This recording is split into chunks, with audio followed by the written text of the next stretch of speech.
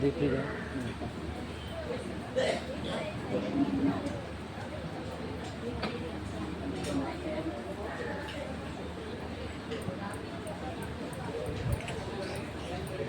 हरे कृष्ण।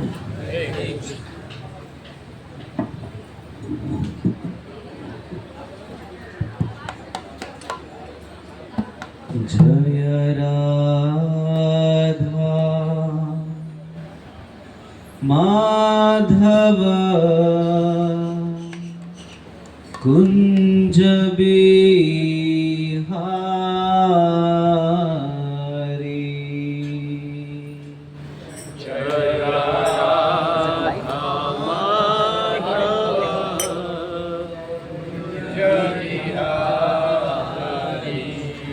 जय राधा माधव कुंज बिहारी।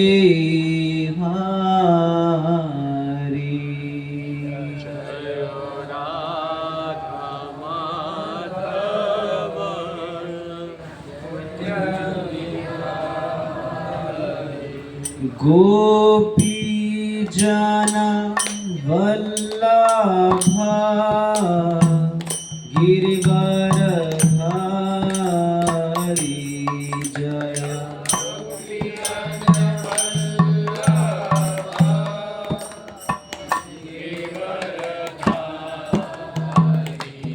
जय गोपी जना वल्लभा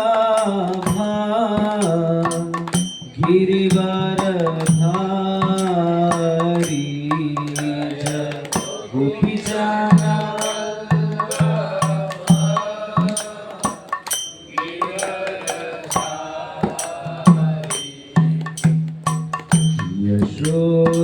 यशोदानंदन ब्रज जन रंजना।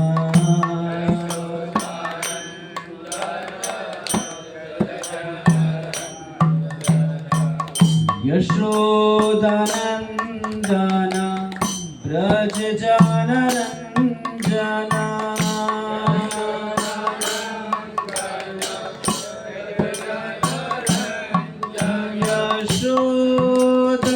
यशोदानंदन ब्रज जन रंजना।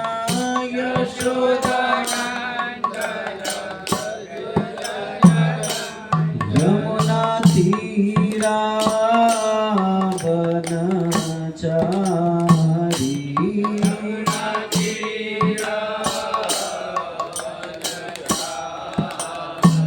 यमुना तीरा वनचारी।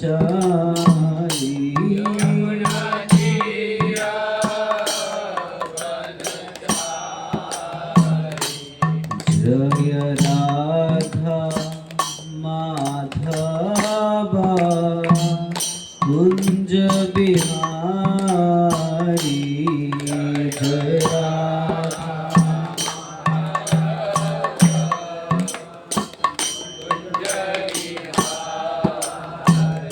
जय राधा माधव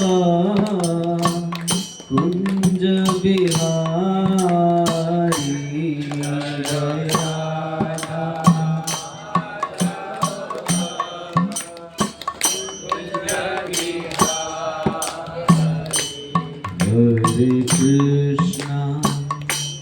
हरे कृष्णा कृष्ण कृष्ण हरे हरे हरे राम राम राम हरे हरे। हरे कृष्णा गाइए सब।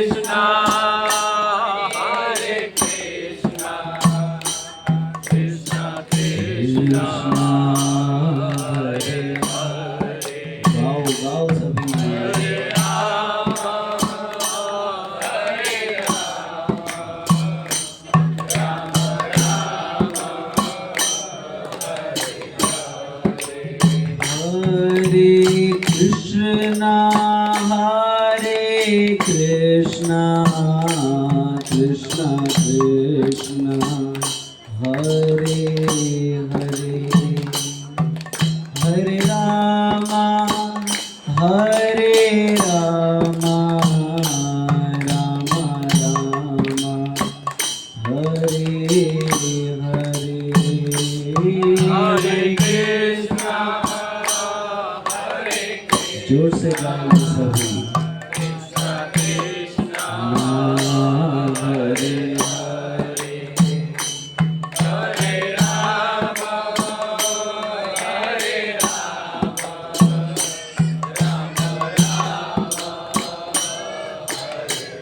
एक बार फिर एक साथ सभी लाइए।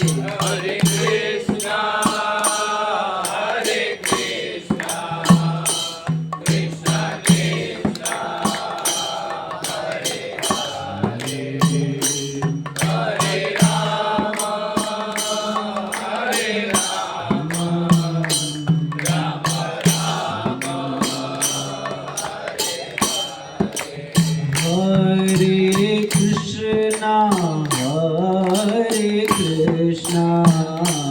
कृष्णा कृष्णा हरे हरे हरे राम राम राम हरे Krishna Krishna Krishna Krishna Hare Hare Hare Ram Ram Ram Hare Hare Hare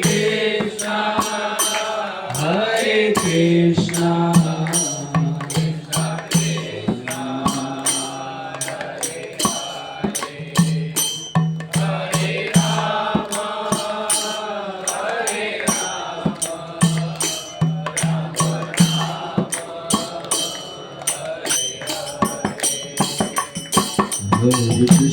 Hare Krishna, Krishna Krishna, Hare Hare, Hare Ram, Ram Ram, Hare Hare, Hare Krishna, Hare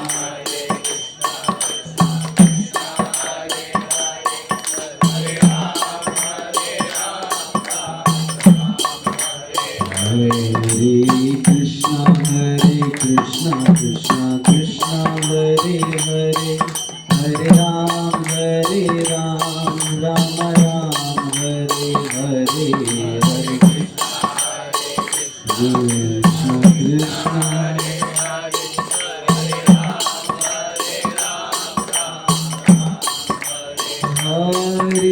Krishna Hare Krishna, Krishna Krishna, Hare Hare, Hare Ram, Ram Ram, Hare Hare, Hare Krishna, Krishna Krishna, Hare Hare, Hare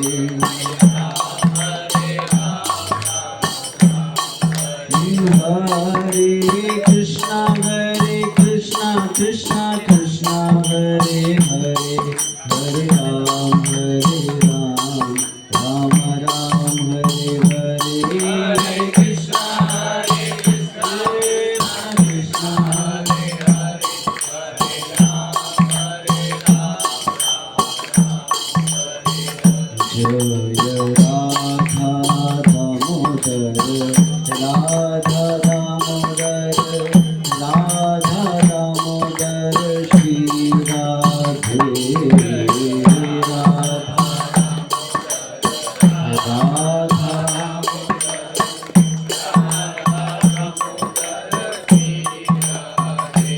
जय यशोदा दामोदर जय यशोदा दामोदर यशोदा दामोदर जय यशोदा दामोदर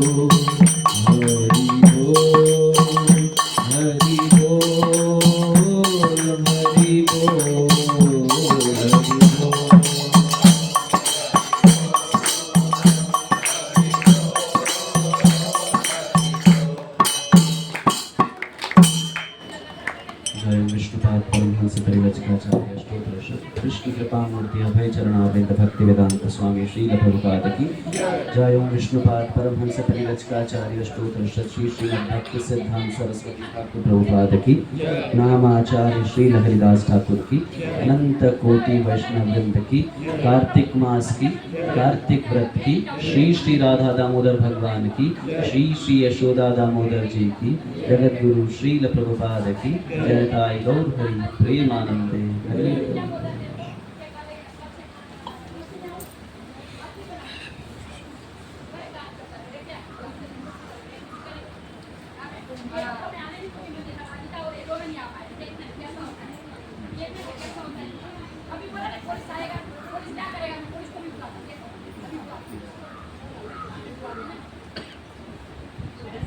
सही बोलिए हरे कृष्णा।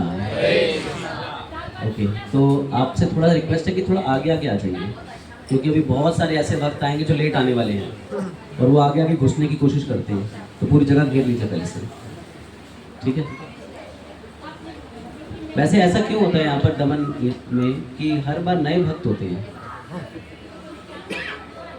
पुराने चेहरे गायब हो जाते हैं कहीं पर। यह हर संडे बांटे हुए हैं क्या? हर संडे नया ऑडियंस होता है? अच्छा,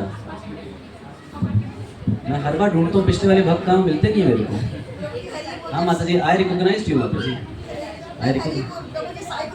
गायब हो जाते हैं, क्या पता। ओहो, कभी बहुत सारे ओल्ड डिवोटीज थे, सच्चिदानंद प्रभु जी को भी मालूम है ना प्रभु जी। Yes I know.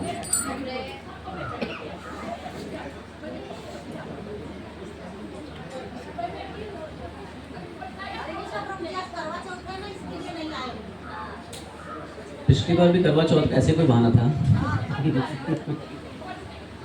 कोई नहीं, नो प्रॉब्लम, ठीक है। सभी प्रभुपाद जी का प्रणाम मंत्र पढ़ते हैं, फिर शुरू करेंगे। मेरे पीछे पीछे बोलिए, नमो विष्णुपादाय कृष्ण पृष्ठाय भूतले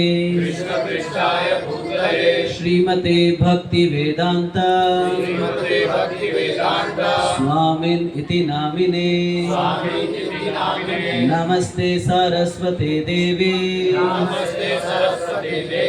गौरवाणी प्रचारिणे निर्विशेष शून्यवादी पाश्चात्य देश तारिणे जय श्री कृष्ण चैतन्य प्रभु नित्यानंद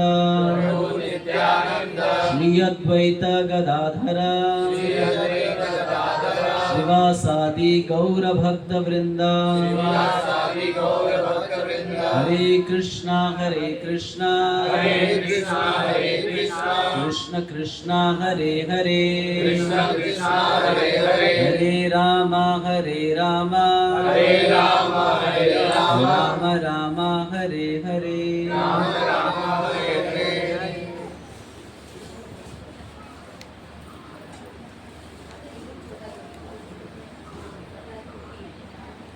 हरे कृष्ण।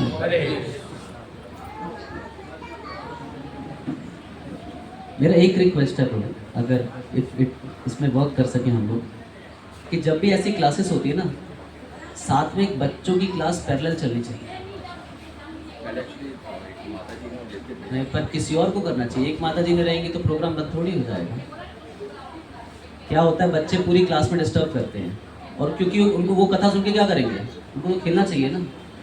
एक बच्चों, आज नहीं पर इन फ्यूचर तो नेक्स्ट क्लासेस कुछ ऐसा प्लान कीजिए कि साइमल्टेनियसली बच्चों की अलग क्लास है, वो वहाँ खुश, हम यहाँ खुश। वो हमारे बीच में परेशान होते हैं, हम उनके साथ परेशान हो रहे होते हैं। और कभी कभी ना हम ऐसा लगता है कि जैसे हम बच्चों से नफरत करने वाले हैं, जबकि ऐसा नहीं है। लेकिन हम उनकी फैसिलिटी के लिए कह रहे हैं कि बच्चों के लिए अलग क्लास हो ना, वहाँ पर ड्राइंग बनाएं, अपने खेलें, माला करना सीखें, दे विल एंजॉय। इसको इन्हें नॉर्म्स में रख लीजिए, इसको देखिएगा कैसे कर सकते हैं इसको। Thank you so much. Okay, अब थोड़ा सा एक आप शब्दों का बना, दामोदर शब्द, दाम और उदर। दाम का मतलब रस्सी, उदर का मतलब पेट। इसका मतलब ये वो महीना है जिसमें यशोदा मैया ने कृष्ण को उनकी पेट पर रस्सी से बांध दिया था। तो यशोदा दामोदर तो समझ आता है, ये राधा दामोदर क्या है? क्योंकि राधा रानी के साथ भी दामोदर शब्द जुड़ा है, यशोदा मैया के साथ भी दामोदर शब्द जुड़ा है। तो ये दो अलग लीलाएं हैं। श्रीमती राधा रानी ने भी बेल से जो लताएं होती हैं उनसे कृष्ण को बांधा था एक बार। वो राधा दामोदर की लीला कोई और लीला है। कार्तिक मास में जिस लीला को हम सेलिब्रेट करते हैं, जिसके बारे में हम सुनते हैं, वो लीला है यशोदा दामोदर लीला। कौन सी लीला? जिस महीने में यशोदा मैया ने कृष्ण को रस्सी से उनकी कमर पे बांधा था। तो मैं एक चीज तो जानता हूं कि ये कथा अधिकांशतः लोगों ने सुनी होती है, लेकिन आज हम आपको इस कथा के अंदर कुछ ऐसे माइन्यूट पॉइंट्स जो कि हमारे आचार्यों ने बताए हैं वो बताएंगे। लेकिन ये चीज आप तब समझ पाएंगे जब आप ध्यान देंगे। अगर आपका ध्यान लेफ्ट राइट इधर उधर रहेगा, आप कुछ नहीं समझ पाएंगे। इसलिए प्रयास कीजिएगा इस लीला के मर्म को समझने का, एसेंस को, कि क्यों हुआ ऐसा। क्योंकि अगर कोई व्यक्ति ये कहता है कि यशोदा मैया ने कृष्ण को रस्सी से बांधा था, क्यों रस्सी से बांधा था? क्योंकि कृष्ण ने मटकी तोड़ी थी। तो यशोदा मैया तो फिर विलन बन गई ना, यशोदा मैया तो विलन हो गई इसमें।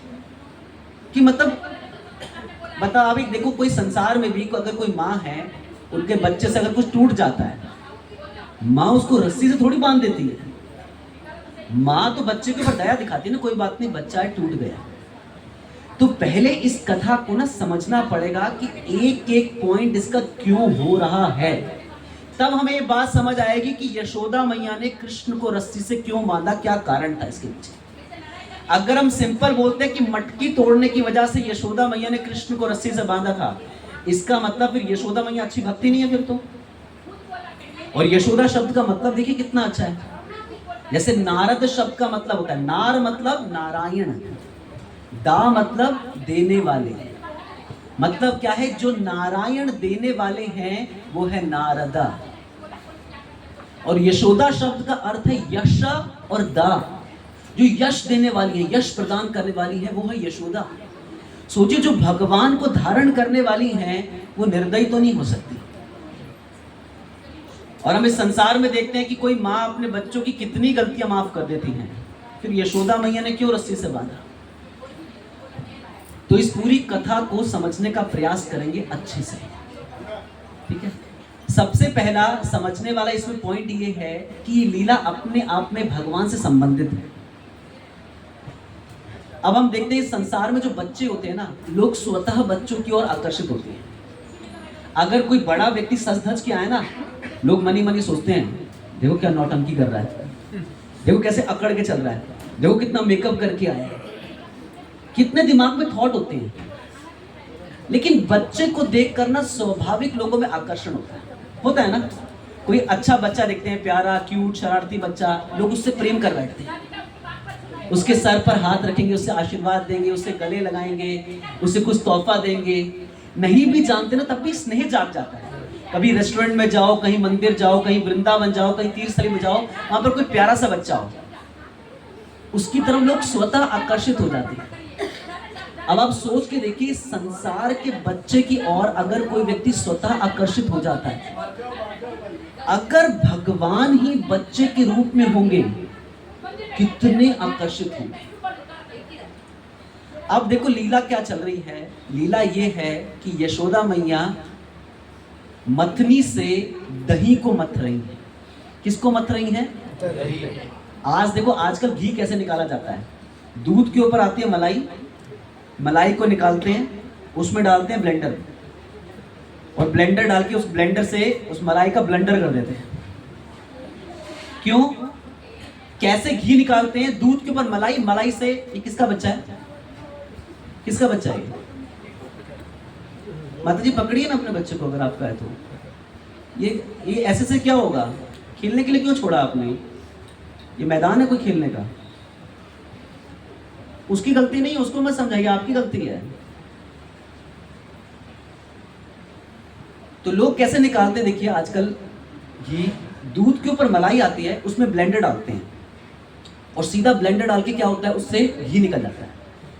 इसे कहते हैं शॉर्टकट। अच्छा, यशोदा मैया क्या मथ रही हैं? दही मथ रही है।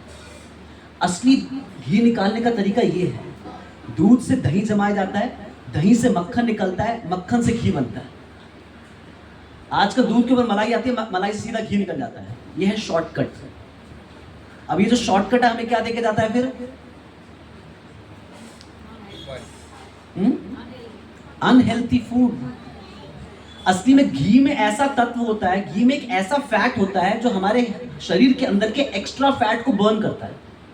लेकिन घी जो हमें न्यूट्रिशन देने वाला है, पोषण देने वाला है, शक्ति देने वाला है, आजकल घी खा के लोग बीमार हो रहे हैं, उनका कोलेस्ट्रॉल बढ़ रहा है, उनका मोटापा बढ़ रहा है। क्यों? शॉर्टकट। यशोदा मैया क्या कर रही है? दही को मथ रही है। और मथते देखो कैसे हैं। ब्लेंडर में क्या होता है? एक डायरेक्शन होती है। मथनी से क्या होता है? दो डायरेक्शन, क्लॉकवाइज, एंटी क्लॉकवाइज, फिर क्लॉकवाइज, फिर एंटी क्लॉकवाइज। इसे कहते हैं मथनी, इसे कहते हैं मथना। तो यशोदा मैया क्या कर रही है? दही को मथ रही हैं, और केवल दही नहीं मथ रही, कीर्तन चल रहा है। कैसे कीर्तन चल रहा है? यशोदा मैया ने हाथ में चूड़ियां पहनी हुई है सुंदर, और ये चूड़ियां क्या काम कर रही हैं? करताल का। मथ रही है ना, तो मथते समय चूड़ियां टकरा रही हैं आपस में, छन छन छन छन छन। जो वो मटकी है जिसमें मथनी है, उसमें आवाज आ रही है जैसे मृदंग की आवाज आती है।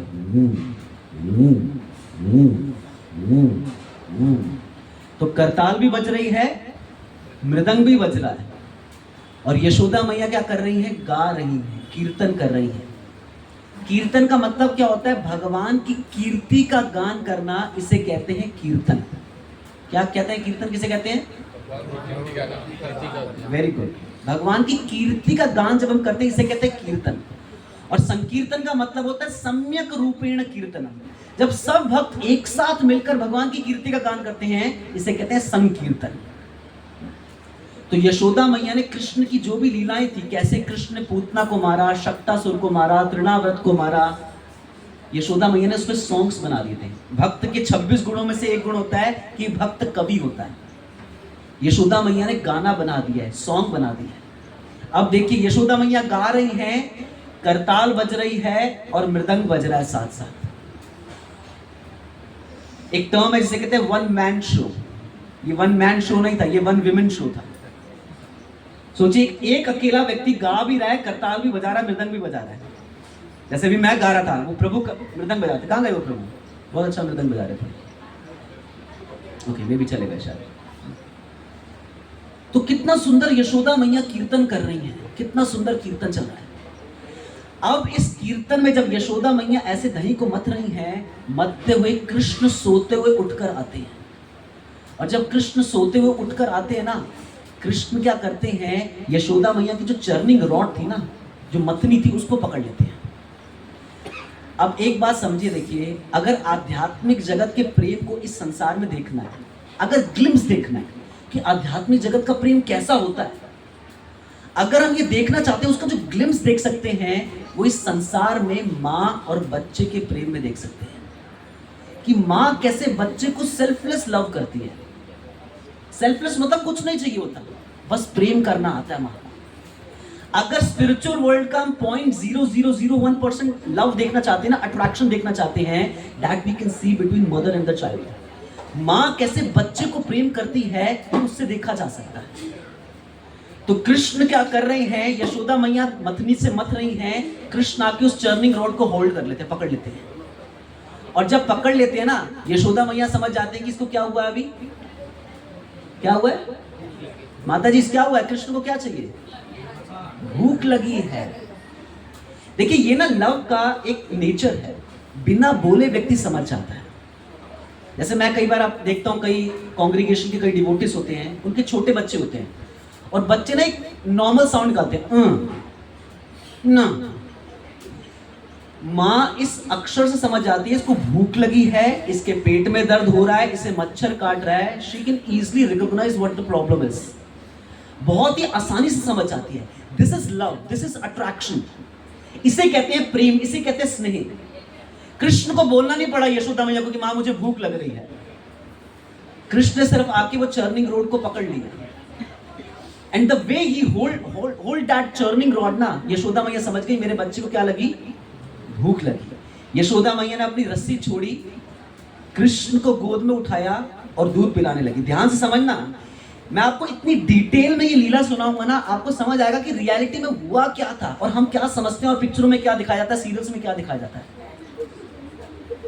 यशोदा मैया क्या कर रही हैं, क्या कर रही हैं, दही मथ रही हैं। कृष्ण उठकर आए और चर्निंग रॉड पकड़ ली। यशोदा मैया ने तुरंत उस समय रस्सी छोड़ी, कृष्ण को गोद में उठाया और दूध पिलाने लगी। और जब यशोदा मैया कृष्ण को दूध पिला रही है ना, सामने स्टोव के ऊपर, चूल्हे के ऊपर दूध रखा हुआ था, वो उबलने लगता है। अब समझना इस पॉइंट को। अगर हम यशोदा मैया की प्रेम की बात करें कि यशोदा कृष्ण से बहुत प्रेम करती थी, सामने दूध ही तो गिर रहा था, 1 किलो दूध था, 2 किलो था, 3 किलो था, कितना नुकसान होता, ज्यादा नुकसान तो नहीं होना था। और जिनके घर में 9 लाख गायें हो, उनके घर में दूध की कोई कमी होगी, गिर रहा था, गिरते देते, क्या फर्क पड़ रहा था। यशोदा मैया ने कृष्ण को कोने में रखा और दूध उठाने के लिए चले गई। अब व्यक्ति सोच सकता है कि हम कहते हैं यशोदा मैया कृष्ण से बहुत प्रेम करती थी और 2 किलो दूध के लिए कृष्ण को पटक दिया, ये कैसा प्रेम है। नहीं, बात समझना पड़ेगा आपको। जो कृष्ण के लिए दूध होता था ना, वो बहुत स्पेशल मिल्क होता था। 9 लाख गायों में से कुछ स्पेशल काउस को यशोदा मैया ने अलग किया गया था। उन गायों को नॉर्मल घास नहीं खिलाते थे, हर्ब्स खिलाते थे, स्पेशल हर्ब्स, ताकि गाय जब दूध दे तो वो हर्ब्स जो है ना, उसका एसेंस उस दूध में आए, वो दूध और पौष्टिक हो जाए। उस दूध से काउ प्रोडक्ट्स बनाकर कृष्ण को खिलाए जाते थे, जैसे माखन, दही, घी इत्यादि। अब यशोदा मैया तो कृष्ण को केवल दूध पिला रही हैं, यशोदा मैया माखन तो नहीं खिला सकती ना। और यशोदा मैया देख रही है कि जो सामने दूध उबल रहा है ना, इससे कृष्ण की सेवा करनी है बाद में। अपने सेंस ग्रेटिफिकेशन के लिए या किसी नुकसान के लिए कृष्ण को पटक के नहीं गई, उनको पता था इस दूध से कृष्ण की सेवा होनी है। सेवा के उद्देश्य से उन्होंने कृष्ण को किनारे किया और क्या करने चले गई, दूध उठाने चले गई। अब एक लॉजिकली बहुत इंपॉर्टेंट पॉइंट समझना, सबके लिए बहुत इंपॉर्टेंट है। इस मटेरियल वर्ल्ड में हम देखते हैं जो चीज जड़ है वो जड़ है, जैसे ये जड़ है, जड़ है, लेकिन जो जीवित दिख रहे हैं ना, ये भी जड़ है, ये भी मैटर है, सब मैटर की तो हैं सब। तो जो जड़ है वो तो जड़ है ही, जो जीवित दिख रहे हैं वो भी जड़ है। लेकिन स्पिरिचुअल वर्ल्ड में, आध्यात्मिक जगत में, जो जीवित हैं वो तो जीवित हैं, लेकिन जो जड़ भी दिख रहे हैं ना वो भी जीवित है। इसका मतलब दूध में भी प्राण है। अगर कोई बोले भाई हर चीज जीवित है, तो क्या दूध थोड़ी देर के लिए रुक नहीं सकता था? अगर वो 10 मिनट के बाद उबल जाता, कोई फर्क पड़ता उसको? वो भी कंट्रोल कर सकता था ना अपने आप को। वो क्यों उबल रहा था? क्या ऐसी प्रॉब्लम आ गई थी? हमारे आचार्य इसके पीछे भी लॉजिक दे रहे हैं, क्योंकि वो दूध देख रहा है कि कृष्ण अपनी माँ का दूध पी रहे हैं और उनका पेट भर रहा है, और कृष्ण का पेट बड़ा छोटा सा है। ये अपनी माता का दूध पी लेंगे तो इनका पेट तो भर जाएगा। दूध ये सोच रहा है कि फिर मैं कृष्ण की सेवा कैसे करूंगा, और अगर मैं कृष्ण की सेवा ही नहीं कर पाऊंगा तो फिर जीकर क्या फायदा? ऐसा जीना भी क्या जीना जिसमें हमने भगवान की सेवा ही नहीं की। मनुष्य जन्म पाइया, राधा कृष्ण ना भजिया, जानिया सुनिया विष खाइनु। अगर किसी को ह्यूमन फॉर्म ऑफ लाइफ मिला है, मनुष्य जन्म मिला है, और उसने राधा कृष्ण की सेवा नहीं की, उसने तो जानबूझकर जहर खाया है। लेकिन सोचिए, वो दूध ये सोच रहा है बात कि अगर कृष्ण का पेट भर गया तो मैं तो कृष्ण की सेवा ही नहीं कर पाऊंगा, और अगर मैं कृष्ण की सेवा नहीं कर पाया, ऐसा जी के क्या फायदा? तो क्या करते हैं? Let's commit suicide. और ये दूध उबल नहीं रहा था, ये अग्नि में कूदकर अब प्राण त्याग रहा था। लेकिन इतनी देर में क्या करती है यशोदा मैया? आती हैं, दूध को स्टोव से उतारती हैं और साइड कर देती हैं। अभी तक समझ आया सबको?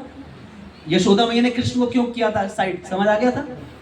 किस लिए किया था? दूध का अपमान हो रहा है, सेवा के लिए। दूध आगे सेवा के लिए इस्तेमाल होना था, अपमान नहीं हो रहा। वो तो मीनिंग ही बदल गया ना इसका। दूध आगे कृष्ण की सेवा में इस्तेमाल होना था। और दूध क्यों उबल रहा था? वो सेवा में नहीं आ पाया, क्योंकि वो कृष्ण की सेवा नहीं कर पा रहा था। उसको लग रहा था if I am not able to serve Krishna, फिर मैं ऐसे जी के क्या करूंगा? लेकिन कृष्ण इम्पेशेंट हो गए। कृष्ण को लगा कि यार दूध के लिए मुझे पटक दिया। और कृष्ण तो शरारती है ही। बता रहे कृष्ण इतने क्रोध में आ गए, उनके जो होंठ थे वो फड़फड़ाने लगे, जैसे गुस्से में होता ना, कांप रहे हैं कृष्ण के जॉस जो है, कांप रही है, आंखें लाल हो गई गुस्से के मारे। और कृष्ण आए, उन्होंने एक पत्थर उठाया, जिस मथनी से यशोदा मैया दही को मथ रही थी, पत्थर मार के उस मथनी को फोड़ दिया। और फोड़ने के बाद, फोड़ते ही उनको समझ आ गया कि गलती कर दी है। और अब मैया गुस्से में आएगी, मुझे डांट पड़ेगी, मुझे मार पड़ेगी, तो अभी क्या करना चाहिए? फिर भाग जाओ, भाग जाओ, बस मैदान छोड़ के निकल जाओ। जैसे कभी एक्सीडेंट करने वाले से एक्सीडेंट हो जाए ना, क्योंकि समझ आता है कि भैया कभी पुलिस आ जाएगी, अब अभी क्या करो, यहां से भाग जाओ। समझ आ गया कृष्ण को कि भाई गलती तो हो गई, गुस्से गुस्से में मैंने मटकी तो फोड़ दी, अभी मेरा सर फूटेगा, भाग जाओ। कृष्ण भाग गए वहां से। और यशोदा मैया आके जब टूटी हुई मटकी देखती है ना, सबसे पहले तो यशोदा मैया मुस्कुराती है। माँ का स्वभाव है ना, माँ ना गलती नहीं देखती, माँ देखती है मेरे बच्चा ना एक्टिव हो रहा है। ये माँ का ना एक अलग ही गुण है। तभी मैंने बताया कि आध्यात्मिक जगत का अगर ग्लिम्स देखना है ना, तो माँ और बच्चे के बीच का प्रेम, शुरुआती प्रेम, बाद वाला नहीं। बाद में माँ के अंदर आशाएं हो जाती है, बड़ा होगा तो मेरे लिए कमाएगा, हमें हमारा भरण पोषण करेगा, इसमें हेतु जुड़ गया, मोटिव आ गया। जो इनिशियल लव होता है, सेल्फलेस लव, यशोदा। और क्या क्यों, देखो आज हमारे को कोई लात मारे तो गुस्सा आएगा, कोई लात मारे तो गुस्सा आएगा ना, कोई भी लात मारेगा, किसी को भी लात मारे, कोई छोटे बच्चे को भी छेड़ दे उसको भी गुस्सा आता है। सोचिए बच्चा जब माँ के पेट में होता है ना, और बच्चा माँ को लात मारता है, माँ सबको बुला बुला के दिखाती है, देखो लात मार रहा है, देखो लात मार रहा है। This is love. उसमें दोष नहीं देख रही, वो गुण देख रही कि मेरा बच्चा एक्टिव हो रहा है। तो यशोदा मैया ने पहली ग्लिम्स में जब देखा ना कृष्ण ने मटकी तोड़ दी, सबसे पहले तो मुस्कुराई कि कृष्ण एक्टिव हो रहा है, अभी नॉटी हो रहा है, अभी समझदार हो रहा है, ये समझ कर रहा है कि मैं निग्लेक्ट हुआ हूं। लेकिन वो यशोदा मैया ने देखा कि फरार हो गया, ये भाग गया। अब पकड़ रहा है इसको, कैसे पकड़े, कहां भागा है? गेस कीजिए कैसे पता लगा होगा कहां भागा है? क्या दही? फुटप्रिंट्स, यस, फुटप्रिंट्स, पैरों के निशान। जब मटकी तोड़ी थी ना, सारा दही फैल गया था, मक्खन निकल रहा था ना उसमें, तो व्हाइट वाटर भी आ चुका था, पूरा फैल गया था उसमें। जब कृष्ण पांव रख के अपने निकले ना, पैरों के निशान पड़ गए। तो यशोदा मैया सीआईडी की तरह पहुंच रही है, कहां भागा। और देखो कृष्ण क्या कर रहे हैं, जो माखन लेके अपने हाथ में भागे ना, खा नहीं रहे, ऊखल के ऊपर खड़े होकर खिड़की से बंदरों को अपने हाथ से माखन खिला रहे हैं। कृष्ण की बंदरों से बहुत पटती थी, क्योंकि दोनों एक जैसे शरारती हैं।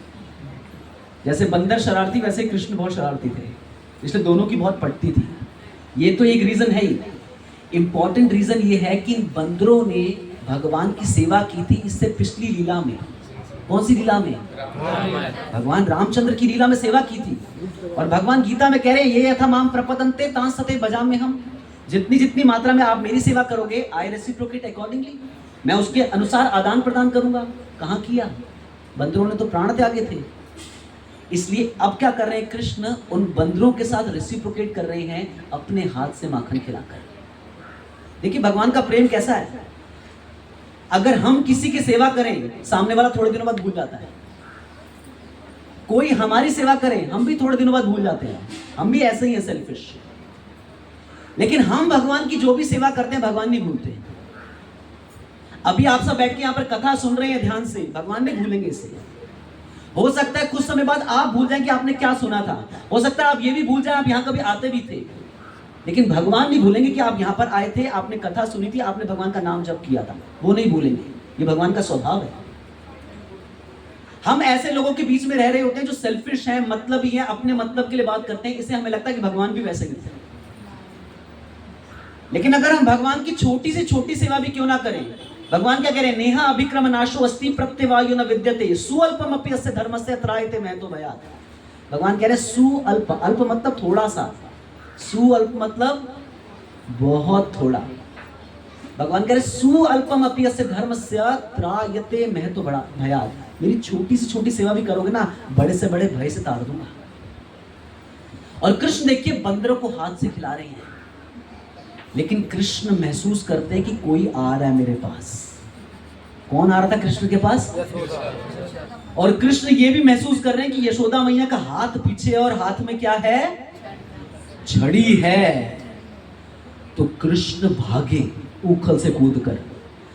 और कृष्ण है बच्चे। एक तो बच्चे थकते नहीं, फिर बच्चे होते हैं पतले पतले। कृष्ण तो ऐसे स्विफ्टली भाग रहे हैं सांप की तरह।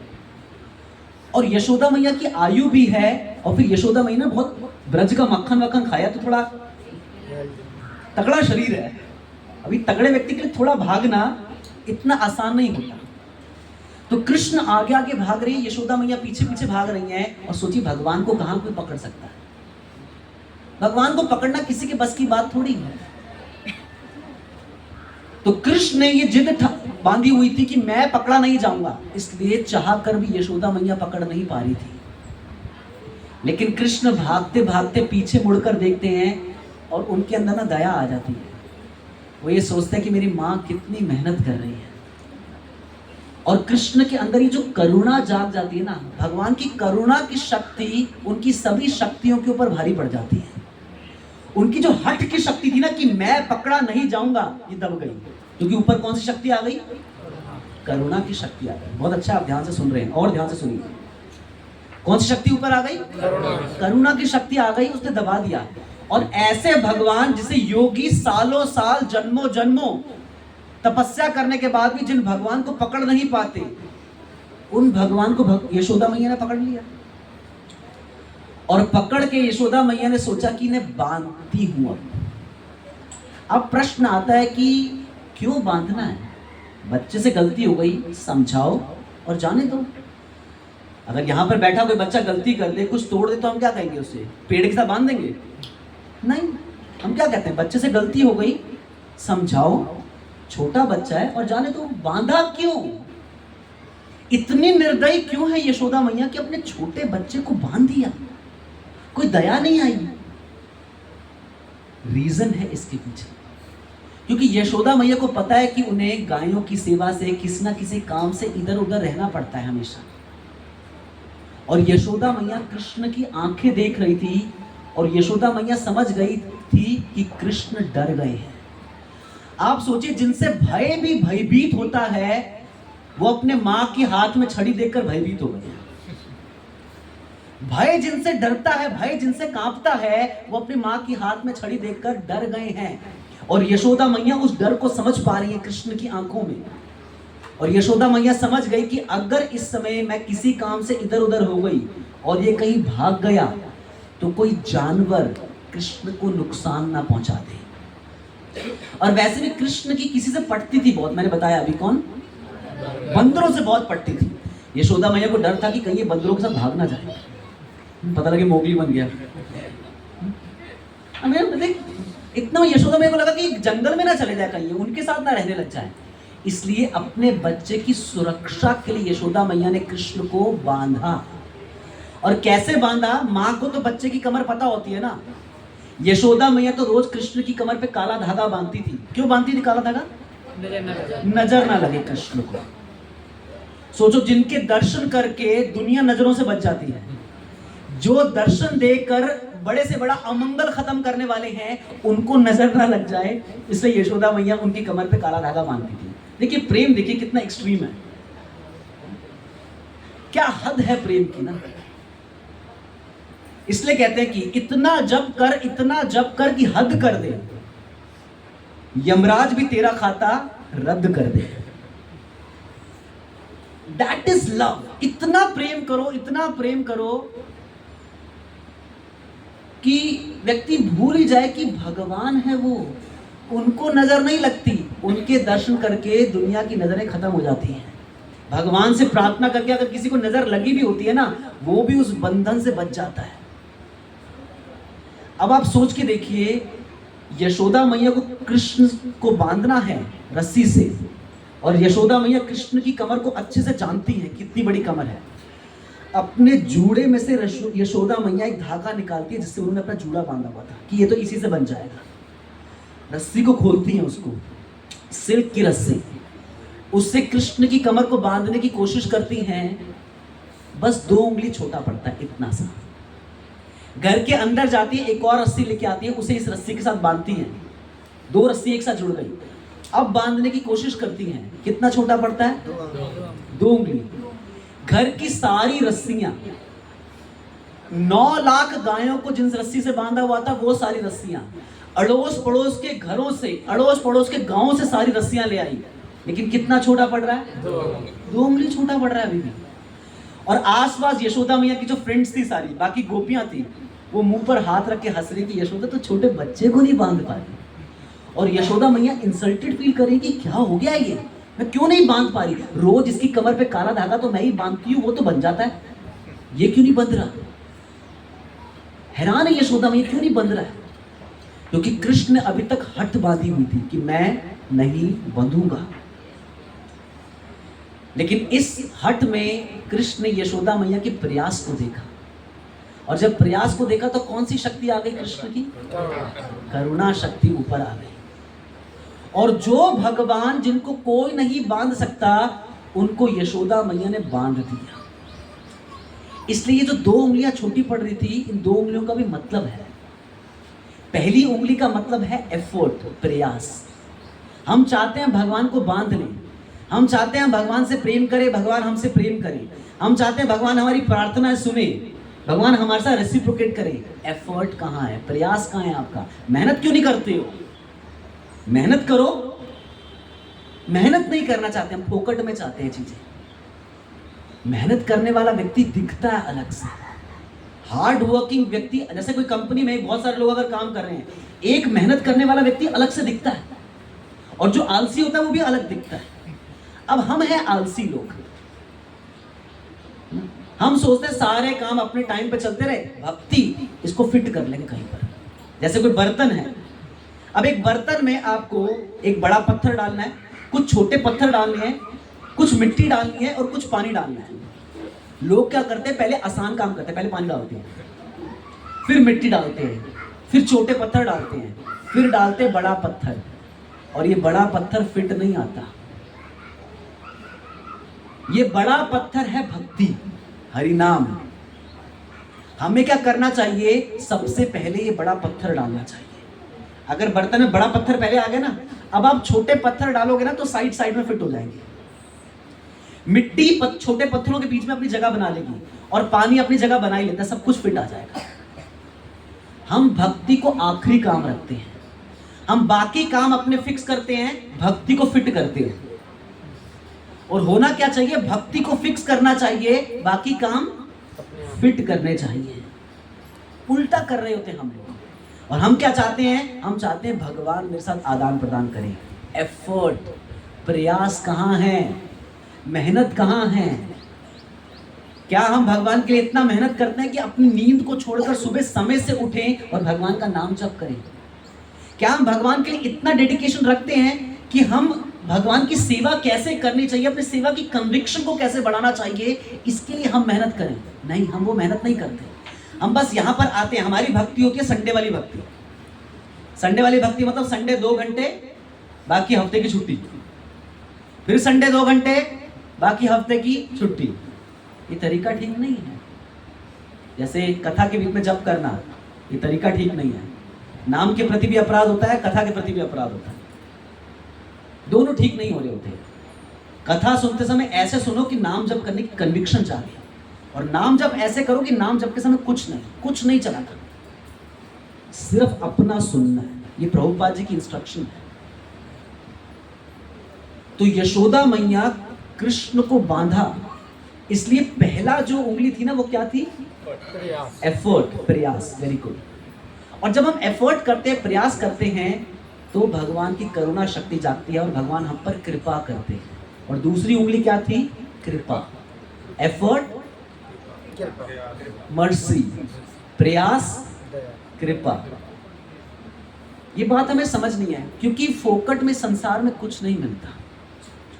अब देखिए कितनी सुंदर लीला है। हम एक एक चीज समझ रहे हैं कि क्यों यशोदा मैया ने कृष्ण को रखा, क्यों कृष्ण ने मटकी फोड़ी, क्यों दूध उबला, क्यों कृष्ण बंदरों को खिला रहे थे, क्यों यशोदा मैया ने कृष्ण को बांधा, और क्यों वो 2 उंगली छोटी पड़ रही थी बार बार।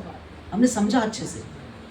अरे अब तो यशोदा मैया बांध के चले गई थी ना, इतने सारे कृष्ण के दोस्त आसपास खड़े हैं, रस्सी से बांधी है, कोई हथकड़ी थोड़ी लगाई है, गांठ ही तो है, खोल दो ना, आजाद कर दो कृष्ण को।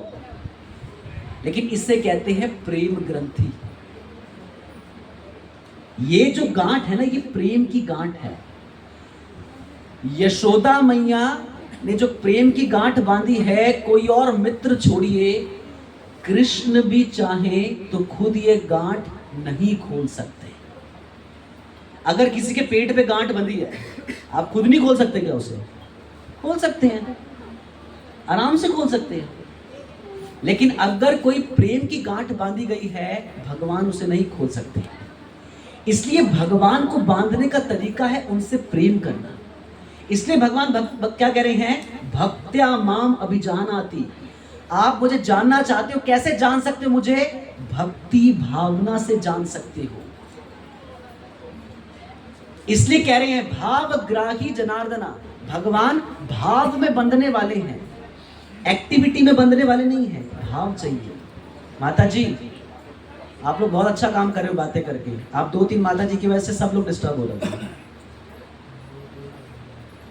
और आप लोगों को पता भी है कि बाकी लोग डिस्टर्ब हो रहे हैं, लेकिन आप लोग मानेंगे नहीं।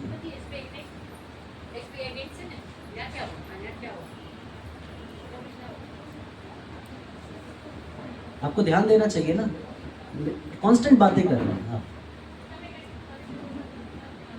ओके, कहाँ थे हम? बोलिए। भाव से बनते हैं। Very good, yes. Loving not. जैसे संसार में एक पुरुष स्त्री एक दूसरे को जब देखते हैं, देखने से उनके बीच में आकर्षण जाग जाता है और उनके बीच में एक प्रेम की ग्रंथि बन जाती है। अब वो जो लड़का लड़की है अपने माता पिता के, संसार के, समाज के, सबके अगेंस्ट चले जाते हैं, जबकि वो तो एक संसार का प्रेम है।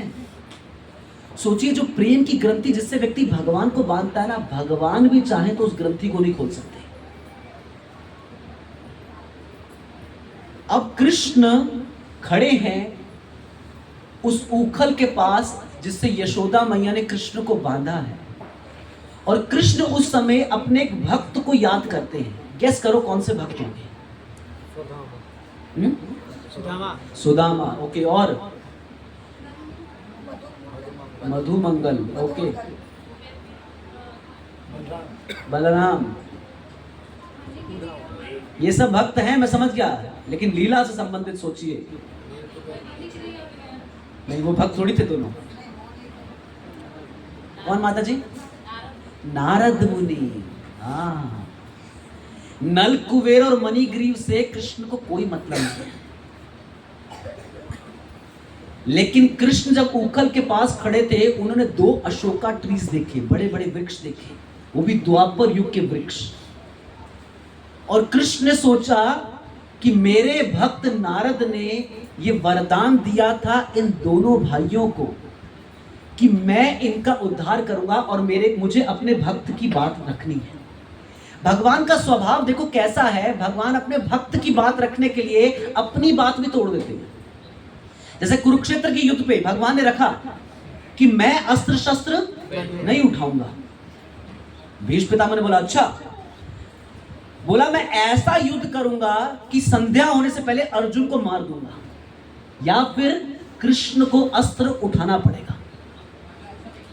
ऐसा युद्ध करने लगे कि कृष्ण को लगा कि भाई अर्जुन तो गए, इसलिए भगवान ने क्या उठा लिया, फिर रथ का पहिया उठाकर भागे भीष्म पितामह की ओर उनको मारने के लिए। और जैसे ही रथ का पहिया उठाया ना उन्होंने, भीष्म पितामह ने अपना धनुष रख दिया, बोला मेरा काम तो हो गया, मैंने वादा तोड़वाना था तोड़वा दिया, मेरा काम तो हो गया, I am done, I am done. ये भगवान का स्वभाव है कि भगवान भक्त की बात रखने के लिए अपनी बात तोड़ देते हैं। और यहां पर तो नारद मुनि ने वचन दिया था दोनों भाइयों को। अब भगवान क्या कर रहे हैं, रस्सी से उस पत्थर की उखल को खींच रहे हैं। आप में से किस किस ने उस उखल के दर्शन किए हैं गोकुल में? वो एक ही प्रभु ने किया, 2 प्रभु ने बस। जाइए ब्रज, 2 माता जी भी हैं, जाइए ब्रज जाके दर्शन कीजिए। जिस उखल से यशोदा मैया ने कृष्ण को बांधा था वो उखल अभी भी है। और कई बार कुछ लोग चोरी करके भी लेके गए उसको, लेकिन किसी ना किसी तरीके से वापस आ जाती है फिर यहाँ पर गोकुल में। आप जाके दर्शन कर सकते हैं उस उखल के। अब आप सोचिए, एक रस्सी क्या कमजोर होती है? रस्सी कमजोर होती है, उखल कमजोर होती है?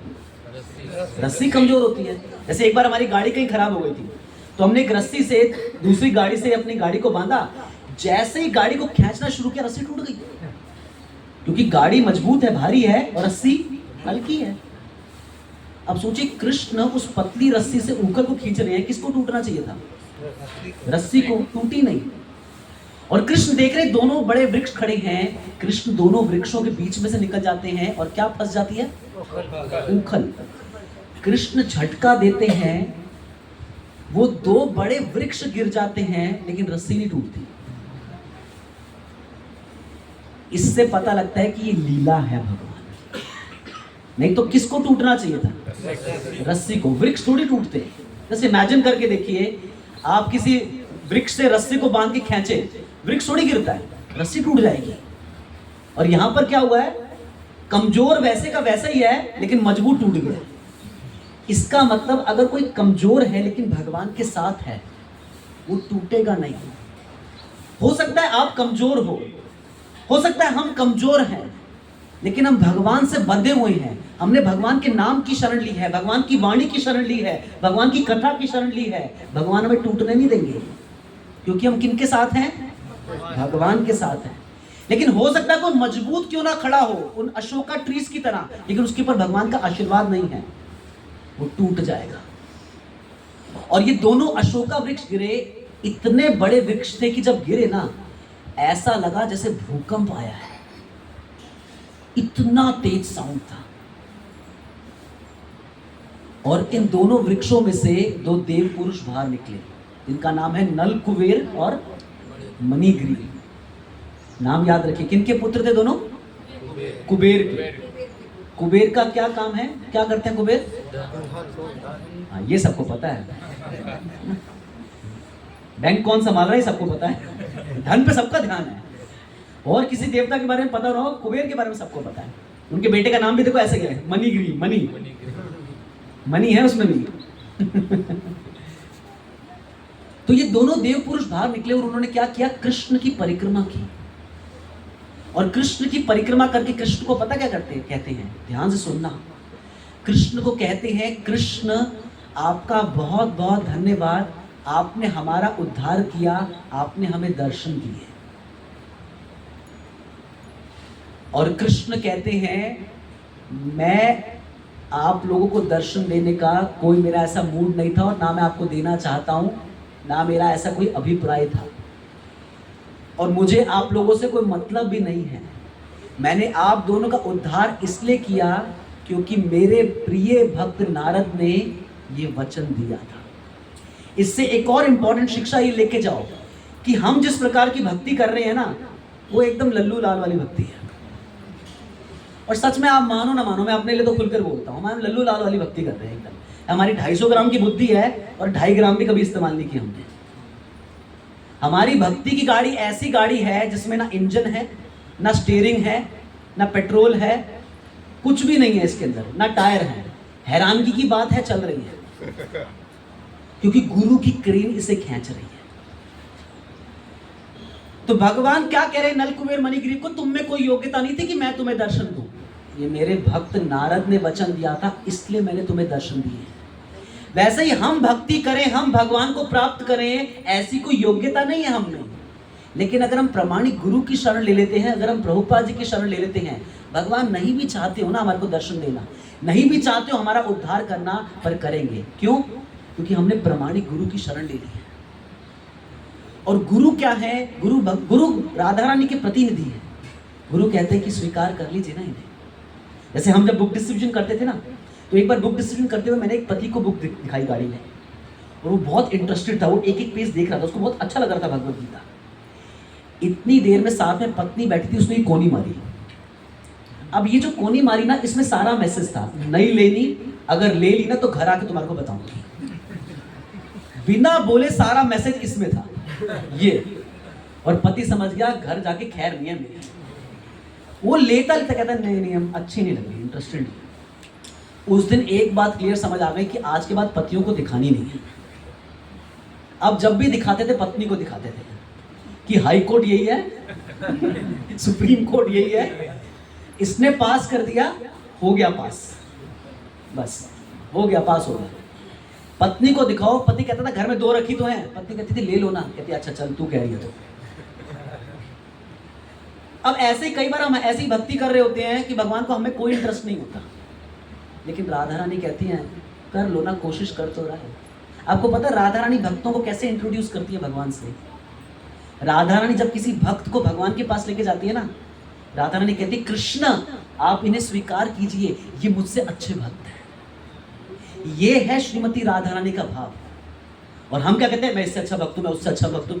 अगर आप ये बोलते हो ना मैं किसी से भी अच्छा भक्त हूं, आप भक्ति नहीं, इसे कहते हैं कम भक्त। कम भक्त है ये, कम भक्त है ये, भक्त नहीं है। राधा रानी का ये भाव है। राधा रानी किसी भक्त को लेके जाती हैं, राधा रानी कहती हैं ये मुझसे अच्छा भक्त है, कृष्ण आप इसे स्वीकार कर लीजिए। और जब राधा रानी बोलती है, कृष्ण मना कर सकते हैं? नहीं, कर ही नहीं सकते। और गुरु जो है वो राधा रानी के प्रतिनिधि है। गुरु अगर कृष्ण को बोलेंगे ना, कृष्ण इस भक्त को स्वीकार कर लीजिए आप, कृष्ण का मूड नहीं भी है ना, अगर कृष्ण स्वीकार करेंगे। इसके बाद देखिए, कृष्ण के वचन सुनकर ये दोनों भाई कृष्ण की फिर परिक्रमा करते हैं।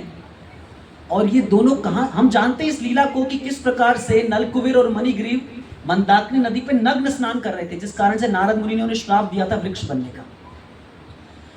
अब ये दोनों भाई नारद मुनि के दर्शन करके, भगवान के दर्शन करके मुक्तिनाथ से ऊपर, पहले तो सब भारत का पार्ट ही था ना, अभी नेपाल का पार्ट है, मुक्तिनाथ से ऊपर जाते हैं। उसके ऊपर दामोदर कुंड है, वहां पर तपस्या करते हैं और वहां पर भगवान का भजन करके सीधा गोलोक वृंदावन पहुंचते हैं। और गोलोक वृंदावन में दोनों भाइयों के नाम पढ़ते हैं, स्निग्ध कंठ और मधु कंठ। क्या नाम पढ़ते हैं? कंठ, जिनका गला बहुत ही स्वीट है। और गोलोक वृंदावन के वासी, गोकुल वासी जब देखते हैं ना दोनों भाइयों को, सब उनको घेर कर बैठ जाते हैं। बताओ क्यों घेर के बैठे? उनकी वाणी सुनने के लिए। क्या सुनना चाहते थे उनकी वाणी से? लीला भगवान की कौन सी लीला? क्या गोकुल वासियों कृष्ण के हमेशा दर्शन कर रहे हैं, उनको कौन सी लीला सुननी है? Very good. दामोदर लीला नहीं, कृष्ण की बाल्य लीलाएं। क्योंकि भौम वृंदावन में भगवान कृष्ण बाल्य लीलाएं करते हैं, गोकुल में, गोलोक वृंदावन में बाल्य लीलाएं नहीं है। ये जो बाल्य लीलाएं, माखन चोरी की लीलाएं, दामोदर लीला सुनने का अवसर जो हमें मिल रहा है, वो ये अवसर वहां नहीं है। सभी लोग उन दोनों भाइयों को घेर लेते हैं। अच्छा, एक और चीज है, मैं सोचा था कि क्यों घेरा। एक और बड़ा कारण पता क्या है? क्योंकि दोनों वृक्ष रूप में थे ना, और कृष्ण जब लीलाएं करते थे ना, माखन चोरी की लीलाएं, या कृष्ण कभी कभी बछड़े की पूंछ पकड़ लेते थे और बछड़ा डर के भागने लगता था और कृष्ण पूंछ नहीं छोड़ते थे, और कृष्ण का पूरा शरीर गोबर से, मिट्टी से भर जाता था। ये सारी लीलाएं उन्होंने ऊपर से देखी है। बड़े बड़े वृक्ष थे ना, पूरी ब्रज की लीलाएं उन्होंने ऊपर से देखी, हेलीकॉप्टर व्यू था उनका। इसलिए बहुत अच्छे से अब वो क्या कर रहे हैं, लीलाएं सुना रहे हैं गोलोक वृंदावन के वासियों को। अब सोच के देखिए, जो लोग पापी पुरुष थे, जिनको इतनी सभ्यता भी नहीं थी कि गुरु को सामने देखकर, किसी साधु को सामने देखकर अपने शरीर को ढकना होता है, वो लोग कथाकार बन गए। और किनको कथा सुना रहे हैं? नित्य सिद्ध पार्षदों को भगवान कथा सुना रहे हैं। कैसे? नारद मुनि की कृपा से। इसलिए गुरु कभी श्राप भी दे, भक्त कभी श्राप भी दे, वो भी वरदान है। और इस संसार का व्यक्ति कभी आशीर्वाद भी दे, वरदान भी दे, वो भी श्राप है। क्या बोलेगा? तेरी लंबी उम्र हो। क्या करूंगा लंबी उम्र का? मान लो किसने लंबी उम्र का आशीर्वाद दे दिया, मैं 500 साल जिया, 500 साल इस संसार में सड़ना पड़ेगा ना। लोग कहते थे सुंदर पत्नी तेरे को मिले, कब तक सुंदर रहेगी? फिर मैं परेशान होऊंगा। इस संसार का कोई भी वरदान नहीं रहता। जैसे एक पंजाबी में ना, एक माँ ने अपने बच्चे को आशीर्वाद दिया ना। आप में से पंजाबी तो कोई होंगे नहीं, क्योंकि आप पंजाबी ना, तो आप तो समझेंगे। तो माँ ने अपने बेटे को आशीर्वाद दिया। माँ आशीर्वाद देती है, माँ कहती है पुत्र तेरे आगे पीछे गड्डियाँ घूमे, बेटा तेरे आगे पीछे गाड़ियाँ घूमे। वो ट्रैफिक पुलिस वाला बन गया। उसके आगे पीछे गाड़ियाँ तो बहुत सारी घूम रही थी, उसकी अपनी कोई नहीं थी उसमें से। द पॉइंट इज, ये तो जोक्स थे, है ना। द पॉइंट इज, अगर गुरु साधु कोई श्राप भी देते हैं, वो भी वरदान की तरह लगता है।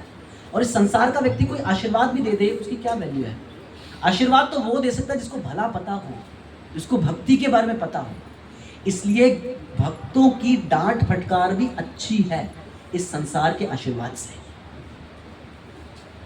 प्रभुपाद जी देखो कितने गर्व से बोलते थे। प्रभुपाद कहते थे I was defeated by my spiritual master, मेरे को मेरे गुरु ने हरा दिया था। चैतन्य महाप्रभु कहते थे कि मैं अपने गुरु के द्वारा हराया गया हूं। गर्व महसूस होता था। गुरु से हारना, भक्तों से हारना, भक्तों की डांट पड़ना, ये आशीर्वाद है। आजकल किसी को भक्तों की डांट पड़ जाए, मंदिर आना बंद कर देते हैं, भक्तों की, भगवान की निंदा करनी शुरू कर देते हैं। ये आशीर्वाद है, इससे आप प्रगति करोगे। हम लोगों ने भी बहुत डांट खाई है। मेरे गुरु महाराज के साथ बहुत इंटरेक्शंस हुए हैं, पर मैं आपको क्लियरली बताऊं, अगर 100% में अगर अपनी इंटरेक्शंस को रखूं गुरु महाराज के साथ, 70-80% डांट पड़ी है।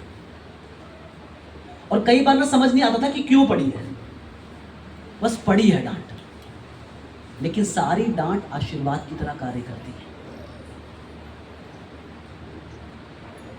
इसलिए इस लीला से हम क्या सीखते हैं कि नारद मुनि ने श्राप दिया दोनों भाइयों को, लेकिन श्राप देने के बाद उनको भगवान के दर्शन हुए और वो भगवान के धाम लौटे और अब हरि कथा कराई।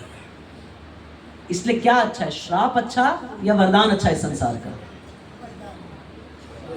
श्राप अच्छा, वेरी गुड। एक साधु का, एक भक्त का श्राप अच्छा है। 4 कुमार ने श्राप दिया जय विजय को कि 3 योनि असुर की लेनी पड़ेगी। इससे को जय विजय नाराज थोड़ी हो गए थे, वो खुश थे, क्योंकि जय विजय भगवान की हृदय की इच्छा को जानते थे कि भगवान लड़ने का मजा लेना चाहते हैं। लेकिन भगवान को लड़ने का मजा लेना चाहते हैं, लड़े किससे? कंस को गर्दन से पकड़ा था भगवान ने, आधा मर गया। जमीन पर पटका, एक मुक्का मारा, पूरा मर गया। तो लड़े कैसे इनसे? हिम्मत ही नहीं है इनके अंदर भगवान से लड़ने की। अगर भगवान से कोई लड़ भी सकता है तो वैकुंठ वासी होना चाहिए। इसलिए जय विजय खुद 3 बार आए, 3 युगों में। वैसे तो 4थे युग में भी आए थे, जगाई मधाई के रूप में, वॉलंटरी उन्होंने रखा था हम आप इसमें भी आएंगे, हमने सारी लीलाओं में भाग लिया, इसमें भी लेंगे, लेकिन 3 लीलाओं में आए। हिरण्यकश्यपु हिरण्याक्ष सतयुग में, रावण कुंभकर्ण त्रेता में, शिशुपाल दंतवक्र द्वापर युग में, और कलयुग में उन्होंने बोला जब हमने भगवान की सारी लीलाओं में भाग लिया, अब भगवान की सबसे करुणामयी लीला होने जा रही है, गौर लीला, इसमें हम खुद आना चाहेंगे, तो जय विजय के रूप में आए। तो ये जो भगवान की दामोदर लीला है ना, ये पूरी की पूरी शिक्षाओं से भरी हुई है, पूरी शिक्षाओं से भरी हुई है। हम लोग भगवान की पास टाइम्स को सुनते हैं, लीलाओं को सुनते हैं टाइम पास के लिए, समझेगा, हम पास टाइम सुनते हैं टाइम पास के लिए, लेकिन पास टाइम्स कभी भी टाइम पास के लिए नहीं सुनी जाती। जो भगवान की पास टाइम्स है, लीलाएं हैं, वो शिक्षा के लिए सुनी जाती हैं। इससे मैं क्या सीखूं, व्हाट्स इन फॉर मी, इसे कहते हैं WIFM, याद रखिएगा WIFM, what's in for me.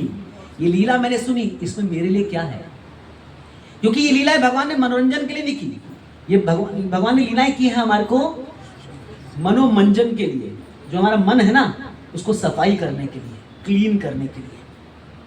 इसलिए ये एक लीला शिक्षाओं से भरी है कि सबसे पहले भगवान अपने किसी भी भक्त के ऋण को भूलते नहीं है। दूसरा, अगर भगवान के भक्त कुछ वरदान दे दे, भगवान उसको पूरा करने के लिए अवश्य आपका उद्धार करेंगे। एक बार प्रभुपाद के साथ भक्त बैठे थे और प्रभुपाद ने बोला भगवान के धाम लौटने के लिए 100% शुद्ध होना पड़ेगा, और भक्तों के मुंह लटक गए, 100% कैसे होगा? प्रभुपाद ने बोला ओके 90%। भक्त अभी कह रहे 90% कैसे होगा? 70%, ये भी नहीं हो पाएगा। प्रभुपाद खड़े हुए, प्रभुपाद ने अपनी चादर को कंधे पे रखा स्टाइल से, प्रभुपाद ने बोला 60%, नथिंग लेस देन दैट, 60% कर लो बस। प्रभुपाद कहते हैं मेरे पास गोलोक वृंदावन के पीछे के दरवाजे की चाबी है, सबको पीछे से ले जाऊंगा गोलोक वृंदावन। पर कुछ प्रयास, कुछ अटेम्प्ट तो करना पड़ेगा। एफर्ट प्लस मर्सी, याद रखिए क्या? प्रयास, फिर क्या मिला? कृपा। बोलिए पहला क्या था? जोर से बोलिए क्या है? दूसरा क्या है? हम क्या चाहते हैं? कृपा। और क्या नहीं करते? तो फॉर्मूला मैच नहीं करेगा।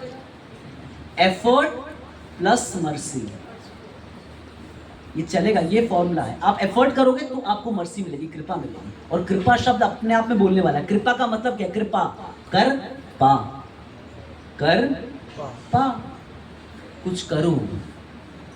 क्या करो? कार्तिक का महीना है, इस कार्तिक के महीने में जितने दिन भी बचे हैं, अभी 3-4 दिन ही बीते हैं केवल, प्रण लो कि सुबह सुबह उठेंगे ब्रह्म मुहूर्त के समय, मतलब सूर्य उदय से पहले तो उठना है। और बेस्ट है 3:30-4 के बीच में, 4, 4:15 उठो इस समय।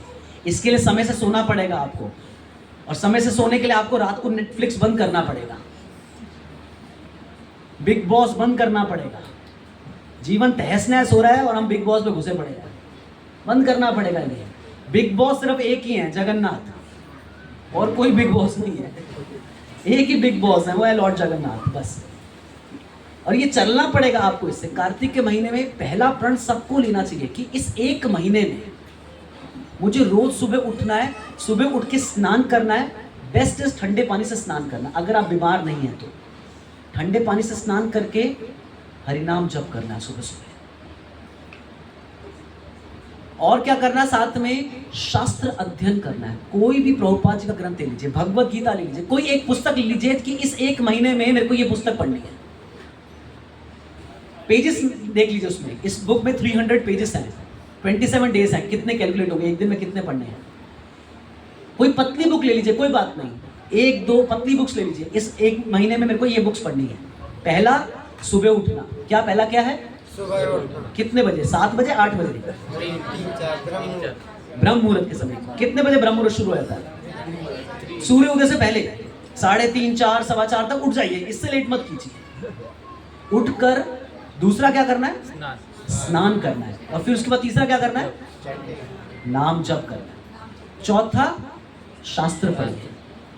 देखिए, अगर आप इस कार्तिक के महीने में सुबह उठकर ये 4 चीजें करेंगे ना, आप भक्ति में उड़ने लगेंगे। क्योंकि स्वतः व्यक्ति कॉन्फिडेंट फील करता है। आज मैं देखता हूँ भक्त कितने पुराने होने के बाद भी, कई लोगों को ज्ञान है लेकिन फिर भी धोती कुर्ता नहीं पहनते, माता जी इस वैष्णव ड्रेस, साड़ी, गोपी ड्रेस नहीं पहनते। क्यों? हम लोग वहीं के वहीं फंसे हुए हैं, स्टक है हम लोग वहां पर, स्टक है। इससे प्रभुपाद पता क्या कहते थे, एक उदाहरण से बताते थे प्रभुपाद कि एक बार कुछ लोग शादी के लिए जा रहे थे, एक नाव में जाकर बैठ गए, और प्रभुपाद बता रहे हैं कि जब वो लोग नाव में आके बैठ गए ना, उन्होंने बोला कि क्या आप हमें सुबह होने तक नदी पार करवा देंगे? नाविक ने बोला हाँ बिल्कुल, मैं कितने सालों से इस नदी में नाव चला रहा हूं, मुझे चप्पा चप्पा पता है, आप निश्चिंत होकर सो जाइए, सुबह आपको मैं बिल्कुल वहां पहुंचा दूंगा। अब ये यात्री सो गए और सुबह उठकर जैसे ही वो देखते हैं जहां रात को खड़े थे वहीं के वहीं खड़े हैं। तो नाविक से पूछते हैं भैया तुमने बोला था कि चप्पा चप्पा पता है, चप्पा चप्पा छोड़ो वहीं खड़े हैं। तो नाविक कहता है पता नहीं क्या हुआ, मैंने तो रात भर बहुत मेहनत की है, पूरी रात भर मैंने चप्पू चलाया, बहुत मेहनत की है मैंने, पर समस्या की थी क्या थी, वो लंगर निकालना भूल गया था। अब ऐसा ही होता है, हमने ना अपनी एक दो आसक्तियां पकड़ी होती हैं, हर किसी की अपनी एक दो आसक्तियां होती हैं, कईयों की सेम भी होंगी, कईयों की अलग अलग भी होगी, बस वो एक दो आसक्तियों के कारण हम फंसे पड़े होते हैं, और हम जो मेहनत कर रहे होते हैं ना, वो सारी मेहनत बेकार जा रही होती है। 2 साल बाद, 3 साल बाद, 5 साल बाद, 10 साल बाद हम अपने आप को देखते हैं हम भक्ति में वहीं के वहीं खड़े हैं, 1 इंच नहीं हिले। क्यों? वो आसक्ति का लंगर नहीं निकाला। तो सबसे पहले ये आसक्ति का लंगर निकालिए कि रात को समय से सोइए, समय से सो जाइए। अगर आपको पता है आपको सुबह 3:30 बजे सोना उठना है, तो इसका मतलब क्या है, कई लोग तो 3:30 बजे सुन के हैरान हो गए होंगे, इतने बजे तो हम सोते हैं। पता नहीं आप लोगों का पता नहीं, लेकिन कई लोगों को मैं जानता हूं जो सोते ही रात को 3 बजे हैं,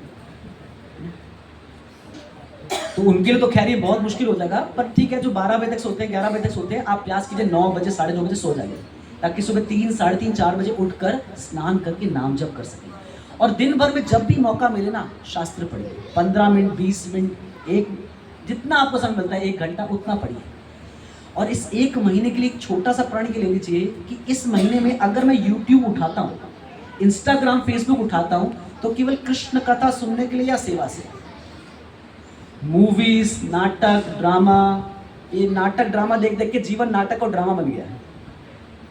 बस 1 महीने के लिए इसको छोड़कर देखिए, गारंटीड बता सकता हूँ आपको, जो हमें इंजॉयमेंट लगता था ना, आनंद लगता था, हमें महसूस होगा कि इसी के कारण मैं फंसा हुआ था, मेरे दुख का कारण ये चीजें ही थी, ये निकलने के बाद मेरा जीवन बहुत अच्छा है। तो ये कार्तिक व्रत को महाव्रत कहते हैं। इस महाव्रत में कुछ बहुत बड़ा नहीं करना आपको, बस सुबह उठना है, स्नान करना है, नाम जप करना है और शास्त्र अध्ययन करना है। ये 4 चीजें कीजिए आप, और देखना आपको खुद महसूस होने लगेगा कि मैं भगवान के और समीप जा रहा हूँ। अच्छा, कितने भक्त ऐसे जो करने का प्रयास करेंगे? हाथ खड़ा कीजिए। मैं ये नहीं कह रहा जितने दिन बचे, 27 दिन बचे हैं तो 27 के 27 हो जाएंगे। हो सकता है आप 22 दिन कर पाए, हो सकता है आप 20 दिन कर पाए, हो सकता है आप 15 दिन कर पाए, लेकिन प्रयास कीजिएगा। ठीक है, नीचे कर दीजिए, बहुत अच्छा है। केवल आपके हाथ उठाने से जगन्नाथ जी को आनंद मिल गया होगा। और यही भगवान कह रहे गीता में, तेषाम एव अनुकंपार्थम अहम अज्ञानजम तमः नाश्यामि आत्मभावस्तो ज्ञान दीपेन भास्वता। कई बार प्रमाणिक गुरु होने के बाद भी, शास्त्र होने के बाद भी हम लोग इनका फायदा नहीं उठा पाते, लेकिन भगवान हमारे हृदय के अंदर हमारी सिंसेरिटी को देखते, गंभीरता को, ये बढ़ना चाहता है, सुधरना चाहता है। भगवान बस उस गंभीरता को देखकर ज्ञान के प्रकाश से हमारे हृदय के अंदर की अज्ञानता को नाश कर देते हैं। इसलिए सिंसियरली प्रयास कीजिएगा। मैं ये नहीं कह रहा कि आप फेल नहीं होंगे, फेल तो होंगे, जरूरी नहीं सब 100% कर पाएंगे, कुछ 100% कर पाएंगे, कुछ 70% कर पाएंगे, कुछ 80% कर पाएंगे, हो सकता है कुछ लोग 10% करेंगे। निराश मत होइएगा, कम से कम 3-4 दिन तो अच्छे गए आपके, निराश मत होइएगा इसमें। आप बस अपना अटेम्प्ट पूरा दीजिए, प्रयास कीजिए कि ये 4 चीज़ें मुझे कार्तिक के महीने में करनी है। 5वीं चीज़ ये है कि कुछ देखना नहीं है फालतू की चीज़ें, ये भी बहुत इंपॉर्टेंट है। 4 डूस हैं, 1 डोंट है, ये करना नहीं है बस। ठीक है, तो ये कार्तिक का महीना श्रीमती राधा रानी को प्रसन्न करने का महीना है, और इस महीने में, इस दामोदर मास में अगर हम ये छोटा सा प्रयास करते हैं, इससे श्रीमती राधा रानी को बहुत आनंद मिलेगा। और जब राधा रानी को आनंद मिलेगा, तब राधा रानी कृष्ण को कहेंगे कि ये प्रभु, ये माता जी, ये बहुत अच्छा प्रयास कर रही हैं, ये मुझसे भी अच्छे भक्त हैं, कृष्ण आप इन्हें स्वीकार कर लीजिए। और कृष्ण ऐसे भक्त को खुशी खुशी स्वीकार करेंगे, उसे गले लगा लेंगे। लगना चाहते हैं भगवान से गले? तो भगवान से गले लगना चाहते हैं तो इस संसार की जितनी चीज़ों से गले लगे पड़े हैं ना, हमने गले लगे पड़े हैं या गले पड़े हुए हैं हम कई बार हमें लगता है हम गले लगे हुए हैं, लेकिन हम गले पड़े होते हैं। कई बार लोग हमें नहीं चाहते, हम उन्हें चाह रहे होते हैं बस तो जो भी केस क्यों नहीं है, दोनों केसेस में इसको थोड़ा किनारे कीजिए। इस महीने केवल कृष्ण की भक्ति पर फोकस कीजिए बस, और देखना आप प्रगति करेंगे। हार पे ध्यान नहीं देना, अगर एक दिन फेल हो जाए उस पर ध्यान नहीं देना। जो 4, 5, 6 दिन आपने हफ्ते में अच्छा बिता लिए, जो महीने में 20-22 दिन आपने अच्छे बिता लिए, उस पर ध्यान दीजिएगा। जो 4, 5, 6 दिन खराब चलेगा कोई बात नहीं, फेलियर तो आएगा भाई। जब जंग लड़ रहे हो तो मारता भी है और कई बार गोली लग भी जाती है, तो माया से युद्ध आएगी, हो सकता है लग जाए। आप अपना प्रयास पूरा कीजिएगा कि कोई कुछ गलती नहीं करनी जहाँ पर भटक जाओ। कई बार भटक भी गए, निराश मत होना। 2 दिन भी अच्छे गए, 4 दिन भी अच्छे गए, 15 दिन भी अच्छे गए ना, आप सक्सेसफुल हो, क्योंकि भगवान आपके हृदय के अंदर की सिंसियरिटी को देखकर आपको रिस्पॉन्ड करेंगे। ठीक है? हरे कृष्ण। कार्तिक मास की श्री श्री राधा दामोदर भगवान की, श्री श्री यशोदा दामोदर जी की, बताई गौर प्रेमानंदे हरे। आप में से किसी का कोई प्रश्न?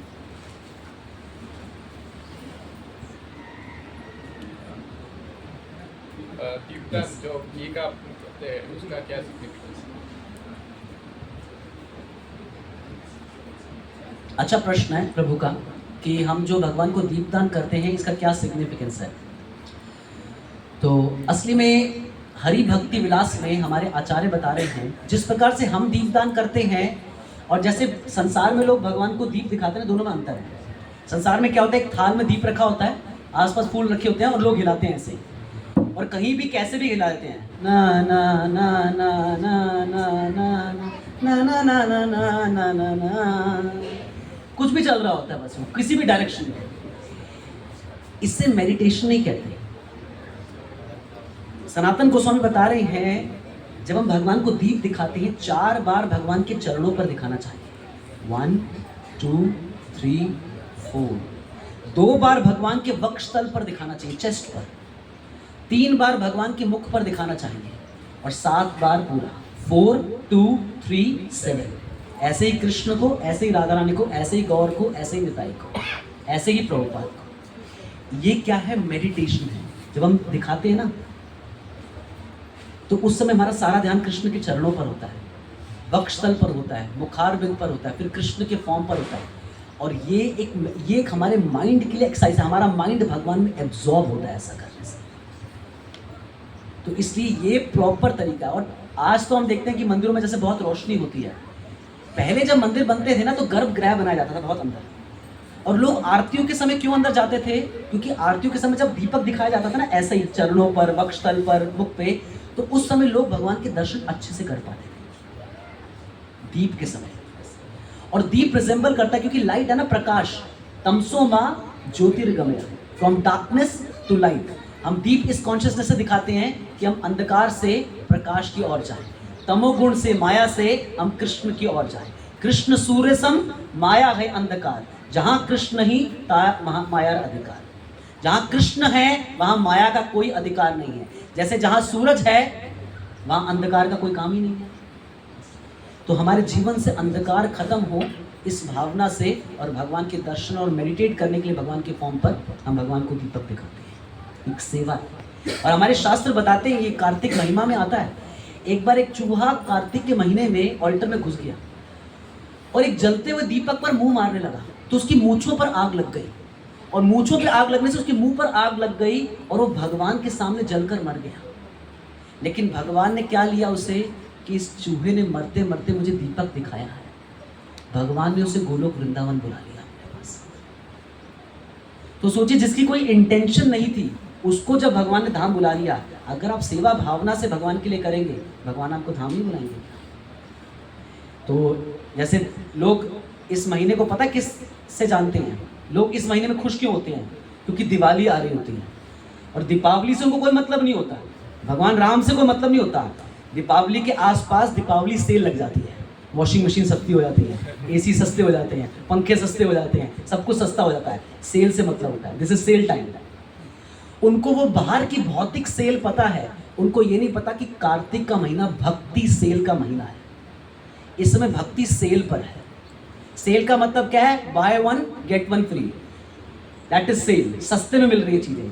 ऐसे ही इस महीने में आप 1 माला करते हो, आपको 1000 माला करने का फायदा मिलता है। अगर आपने 16 माला की तो कितनी माला कर ली आपने? तो इससे बड़ी सेल कौन सी हो सकती है? एक दीपक दिखाने से आपकी भगवत धाम की टिकट बुक, इससे बड़ी सेल कहाँ हो सकती है? ये है भक्ति सेल का महीना बस। लेकिन कस्टमर पे डिपेंड होता है। हम तो सिर्फ बता सकते हैं कि लूट सको तो लूट लो भाई, जैसे एडवर्टाइजमेंट वाले बता देते हैं कि सेल लगी है, लूट सको तो लूट लो, बाकी तो आपके ऊपर ही डिपेंड करता है ना। तो इसलिए कुछ चीज़ें जो करनी है, जैसे 5 चीज़ें तो हमने डिसाइड की थी, इसके अलावा एक दीपक दिखाना रोज भगवान को। ऐसे और भी कई चीज़ें, इसमें हम डिटेल में नहीं गए, पर ये तो हमने बेसिक कुछ चीज़ें ली। हम भक्त अपने हिसाब से भी कुछ चीज़ें रख सकते हैं जिसमें हम और अच्छी कुछ तपस्या कर सकें। जैसे कुछ लोग सोचते हैं, रखते हैं कि इस महीने ज़मीन पर सोएंगे, इस महीने में 1 टाइम खाएंगे, तपस्या कर रहे हैं, और 1 टाइम खाकर जो दूसरे टाइम खाने का समय है उससे ज़्यादा भजन करते हैं। कई लोग देखा आपने जो कार्तिक के महीने में दाढ़ी बढ़ा लेते हैं, दाढ़ी, मूछें, नाखून। नहीं, एक्चुअली ये नहीं, लॉजिक नहीं है बढ़ाने के पीछे। क्या होता था पहले ज़माने में, लोग भजन इतना करते थे कि दाढ़ी काटने का समय नहीं होता था, इसलिए बढ़ जाते थे। आजकल भजन तो वहीं का वहीं होता है। कितनी माला करते हो? 2। रोज करते हो? नहीं, कभी कभी छूट जाती है। दाढ़ी क्यों बढ़ाई है? मैं कार्तिक व्रत कर रहा हूँ ना। ये कार्तिक व्रत नहीं है, ये दिखावा है, दुनिया को दिखाने के लिए मैं इतना तपस्वी बाबा हूँ। कोई जरूरत नहीं है। जिनको दिखाना है वो कुछ भी देख लेते हैं, और जिस संसार को हम दिखाने की कोशिश कर रहे हैं ना, वो कभी भी आपसे खुश नहीं होने वाली, प्रेस नहीं करने वाली, वो दोष देखने वाली है। आप हर चीज़ में दोष देखोगे। आपकी जब दाढ़ी बड़ी भी हो जाएगी ना, वो देखेंगे इस दाढ़ी में एक सफ़ेद बाल है, वो सफ़ेद बाल देखेंगे, दोष देखेंगे उसके अंदर। तो भगवान की प्रसन्नता के लिए हम अपने हिसाब से भी सोच सकते हैं मुझे क्या क्या करना चाहिए।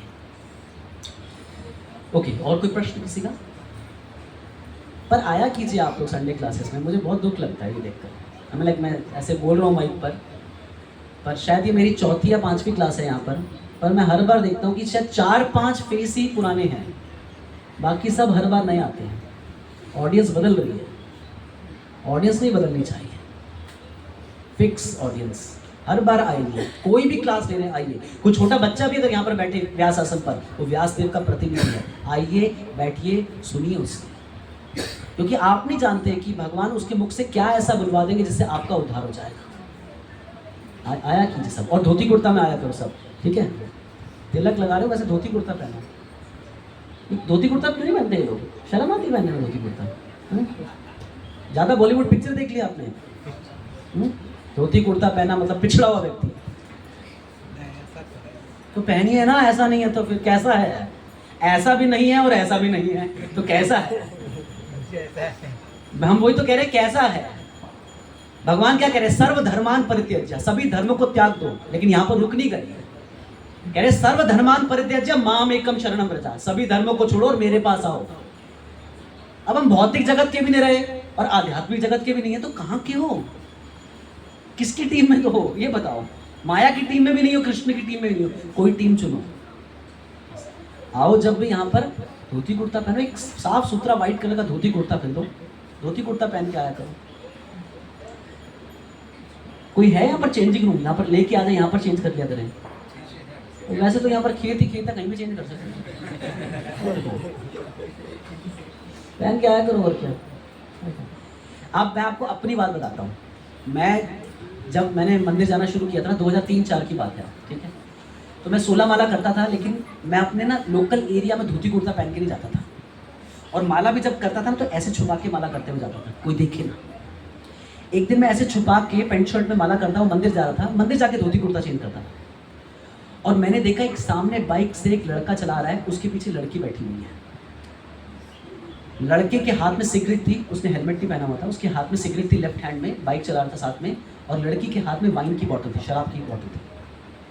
और मैं ये देख रहा हूँ कि ये सब कुछ गलत कर रहे हैं और शर्मा नहीं रहे, और मैं सब कुछ सही कर रहा हूँ और शर्मा रहा हूँ। क्यों? वो दिन था कि मैंने ठान लिया था कि चाहे कोई कुछ भी क्यों ना बोले, घर से धोती कुर्ता पहन के निकलेंगे। और अधिकांशता लोगों के मन में यही होता है कि लोग क्या बोलेंगे। माताएं साड़ी इसलिए नहीं पहनती कि लोग क्या बोलेंगे, प्रभु धोती कुर्ता इसलिए नहीं पहनते कि लोग क्या बोलेंगे। दुनिया का सबसे बड़ा रोग क्या कहेंगे लोग, बस मत चिंता कीजिए इनकी। आप कुछ भी कर लो, उन्होंने आपका गुणगान करना है नहीं, उन्होंने आपके बारे में गलत ही सोचना है। तो ऐसे लोगों के बारे में सोच के क्या करना, जो आपके बारे में नहीं सोचते आपने उनके बारे में क्यों सोचना है। और जो आपकी प्रतीक्षा कर रहे हैं भगवान, उनके बारे में सोचिए कि आप धोती कुर्ता पहन के तिलक लगा के जब भगवान के सामने आएंगे वो कितना प्रसन्न होंगे आपसे, इसके बारे में विचार कीजिए। ठीक है, सारे ऑर्गेनाइजर मेरे को घूर घूर के देख रहे हैं कि खत्म करो, दीपदान का समय हो गया। नहीं ऐसा नहीं है, बहुत अच्छा लगता है, और कीजिए। अच्छा, पर बात माननी पड़ेगी, ठीक है। साड़ी में आना अगली बार, ठीक है। वैष्णव ड्रेस, तिलक भी अच्छा लगना चाहिए, एकदम नीट एंड क्लीन, एकदम नीट एंड क्लीन। मैंने तिलक लगाया, दिख रहा है ना सबको, लाइनें सीधी। ये तिलक नहीं होते, भगवान के चरण होते हैं। एक तरफ ब्रह्मा वास करते हैं, एक तरफ शिव वास करते हैं, एक विष्णु वास करते हैं। विष्णु के चरण है और विष्णु के चरणों पर हम तुलसी अर्पित करते हैं, ये तिलक का मतलब है। बस तो एकदम साफ सुथरा दिखना चाहिए तिलक, चमकदार, ठीक है। हरे कृष्णा, श्रील प्रभुपाद की, गौर हरि प्रेमानंदे, हरे कृष्ण।